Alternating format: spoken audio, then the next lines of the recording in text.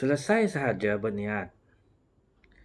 Nawaitu umrata wa haramtu biha lillah ta'ala.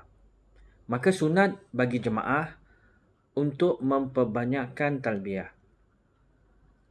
Lafaz talbiyah berbunyi labbaik Allahumma labbaik labbaik la syarika laka labbaik innal hamda wan ni'mata laka wal mulk la syarika lak. Muslimin dan muslimat yang dirahmati Allah sekalian, apabila selesai pada berniat, kita membanyakkan talbiyah, maka kita mengetahui bahawa diri kita ini dalam ihram umrah. Maka sunat membanyakkan talbiyah.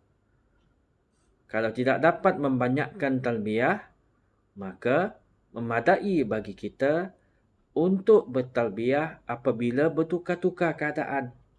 Contohnya, daripada luar bas, naik ke dalam bas, kita bertalbiyah. Dalam keadaan jaga sampai tertidur. Bangun dari tidur, bertalbiyah. Ataupun kita turun daripada bas.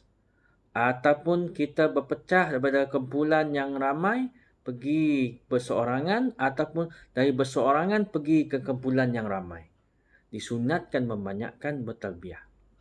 Selagi kita bertalbiyah, lagi itulah kita ingat bahawa kita dalam larangan ihram atau dalam keadaan berihram.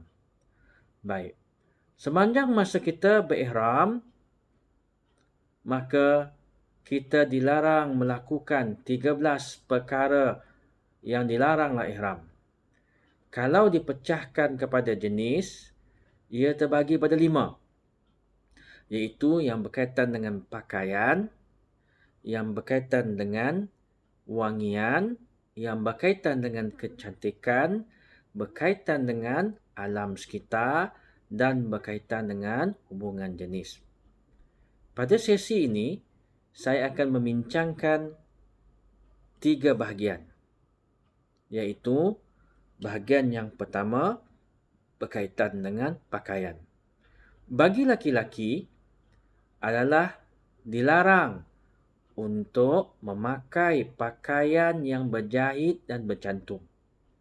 Ini bermaksud pakaian yang berupa pakaian seperti ini ataupun kain pelekat yang bersarung ataupun yang bercantum ataupun apa-apa yang berupa pakaian. Yang kedua, bagi orang lelaki juga dilarang untuk menutup kepala. Yang dimasukkan menutup kepala di sini adalah seperti kopiah atau songkok ataupun apa-apa yang bermaksud untuk menutup kepala bagi lelaki. Tidak dimaksudkan menutup kepala di sini adalah iaitu meletakkan sesuatu di kepala seperti cermin mata ataupun berlindung di bawah teduhan pokok atau bangunan. Yang ketiga, bagi wanita tidak boleh menutup muka dengan apa-apa yang boleh menutup mukanya seperti niqab, purdah dan sebagainya. Ataupun dalam keadaan yang kita biasa lihat pada hari ini, memakai topeng. Seterusnya, bagi lelaki dan wanita tidak boleh memakai sarung tangan. Bagi wangian pula, tidak boleh memakai apa-apa yang qasadnya untuk mewangi. Harus diingat, jika sesuatu itu berbau wangi, tapi tujuannya adalah untuk kecantikan, perubatan, ataupun kesihatan. Perubatan, kesihatan, ataupun kebersihan, maka ia adalah diharuskan dalam ihram.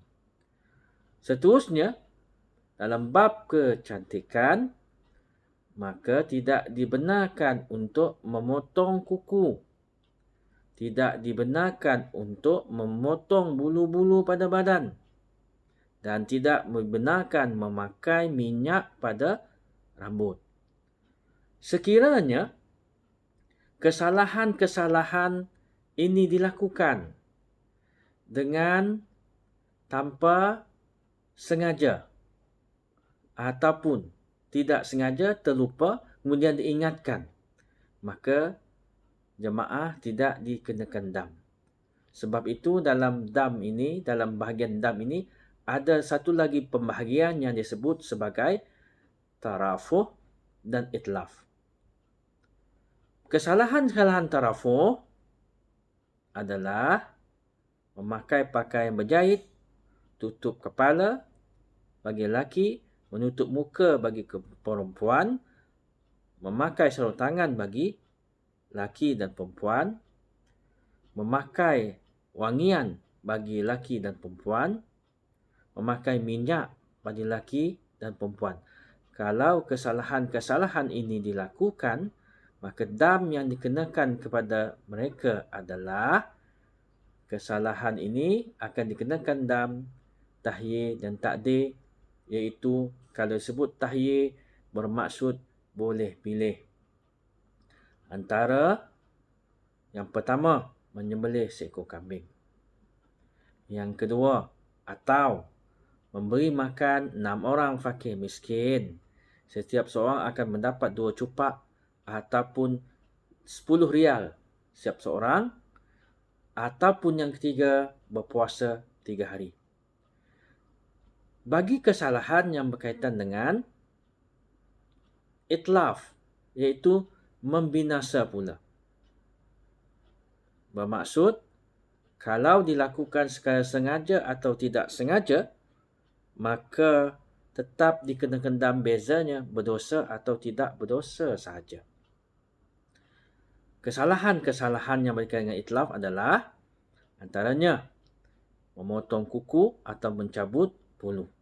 Tetapi satu dam yang lengkap akan dikenakan, dam tahyir takdir akan dikenakan secara lengkap sekiranya yang dilakukan, kesalahan yang dilakukan adalah mencabut 3 helai bulu secara serentak pada satu-satu masa atau memotong 3 kuku atau lebih pada satu-satu masa. Sekiranya 1 bulu sahaja yang tercabut pada satu masa, maka fidyah yang dikenakan adalah 1 cupak. Kalau 2 bulu, 2 cupak. Maka kalau 3 bulu dan ke atas pada satu masa, maka dam yang dikenakan seperti yang disebutkan tadi, dam tahyir dan takdir.